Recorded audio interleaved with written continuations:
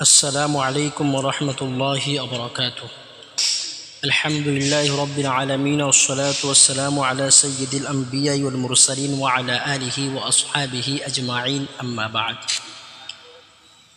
قال الله تعالى في كلامه المجيد: أعوذ بالله من الشيطان الرجيم، بسم الله الرحمن الرحيم. إنا أعطيناك الكوثر فصل لربك وانحر إن شانئك هو الأبتر সদাকাল্লাহুল আযীম। প্রিয় দর্শক, যে বা যারা দেশ এবং প্রবাস থেকে আমার ভিডিও দেখছেন, সকলকে নূর ও কাসিম মিডিয়ার পক্ষ থেকে জানাই আন্তরিক সালাম, শুভেচ্ছা, অভিনন্দন, মোবারকবাদ। বিশেষ করে আসন্ন ঈদুল আজহা অর্থাৎ কোরবানির মোবারকবাদ জানাই। প্রিয় দর্শক, আমি আপনাদের সম্মুখে উপস্থিত হয়েছি আসন্ন ঈদুল আজহা তথা কুরবানি সংক্রান্ত কিছু সংক্ষিপ্ত আলোকপাত করার উদ্দেশ্যে। আল্লাহ পাক রব্বুল আলামিন উত্তম সাহায্যকারী। প্রিয় দর্শক, ইতিপূর্বে আমি পবিত্র কালামুল্লাহ শরীফের একটি ছোট্ট সূরাতুল কাউসার পাঠ করেছি।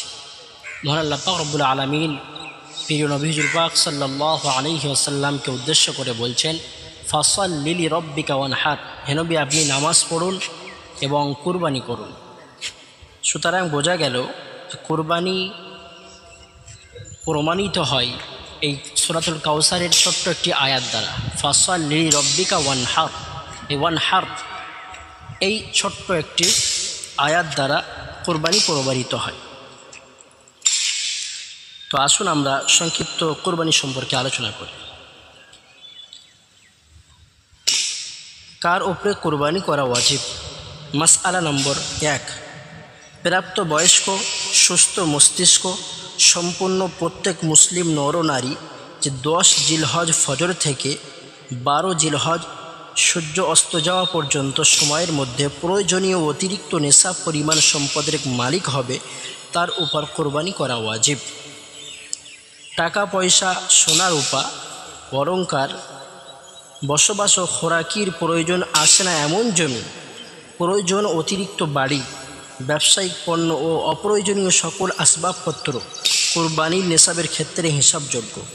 আর নেশাব হলো স্বর্ণের ক্ষেত্রে 7.5 ভরি আর রূপার ক্ষেত্রে 52.5 ভরি। টাকা পয়সা ও অন্যান্য বস্তুর ক্ষেত্রে নেশাব হলো এর মূল্য 52.5 তোলা, রূপার মূল্য সমপরিমাণ হওয়া। আর সোনা বা রূপা কিংবা টাকা পয়সা এগুলোর কোনো একটি যদি পৃথকভাবে নেশাব পরিমাণ না থাকে, কিন্তু প্রয়োজনে অতিরিক্ত একাধিক বস্তু মিলে 52.5 তোলা রূপার মূল্য সমপরিমাণ হয়ে যায়, তাহলে তার উপর কুরবানি করা ওয়াজিব। আল মুহতিল বুরহানি, খণ্ড নম্বর 8, পৃষ্ঠা নম্বর 455, ফতোয়া তারখানিয়া, পৃষ্ঠা নম্বর 17, খণ্ড নম্বর 17, পৃষ্ঠা নম্বর 405।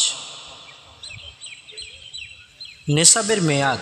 মাসআলা নম্বর 2, কোরবানি নেশাব পুরো বছর থাকা জরুরি নয়, বরং কোরবানির 3 দিনের মধ্যে কোনো দিন থাকলেই কোরবানি ওয়াজিব হবে। অর্থাৎ 10, 11, 12 জিলহজের ভিতরে কোনো ব্যক্তি যদি সাহেবে নেশাব হয়ে যায়, অর্থাৎ বর্তমানে প্রায় আনুমানিক 45 থেকে 50 হাজার টাকা যদি খেয়ে দিয়ে তার কাছে থেকে থাকে, আর বিশেষ করে এই 3 দিন 10, 11, 12 জিলহজ সে যদি মালিক হয় এই টাকার, তাহলে তার উপরে কোরবানি অবশ্যই ওয়াজিব হবে। আল্লাহ পাক রব্বুল আলামিন আমাদেরকে সঠিক বুঝ দান করুন এবং আমাদেরকে কোরবানি করার তৌফিক দান করুক। আল্লাহ পাক রব্বুল আলামিন ভুল ত্রুটি বিচ্যুতি থেকে আমাদের সকলকে ক্ষমা করুক। ওমা তৌফিক ইল্লা বিল্লাহ। রব্বানা তাকাব্বাল মিন্না ইন্নাকা আনতাস সামিউল আলিম ওয়া তুব আলাইনা ইন্নাকা আনতাত তাওয়াবুর রহিম। আসসালামু আলাইকুম ওয়া রাহমাতুল্লাহ।